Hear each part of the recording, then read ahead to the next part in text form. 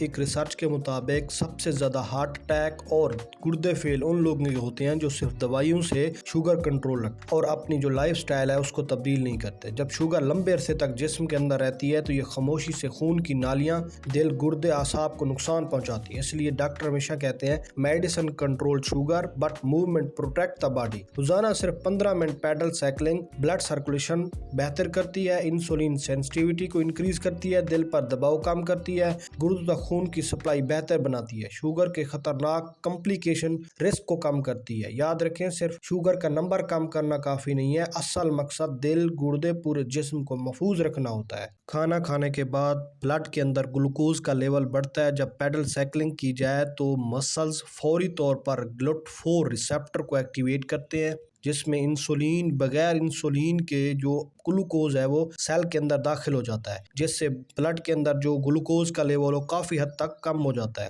خاص طور پر کھانا کھانے کے بعد انسولین سینسٹیویٹی انکریز ہو جاتی ہے، خاص طور پر سینئر سٹیزن اور ایلڈری لوگ جو باہر واک یا جم یا پارک میں نہیں جا سکتے، وہ گھر بیٹھے منی پیڈل سائیکلنگ کر کے اپنی موومنٹ کو بہتر بنا کے بلڈ شوگر کو کنٹرول رکھ سکتے۔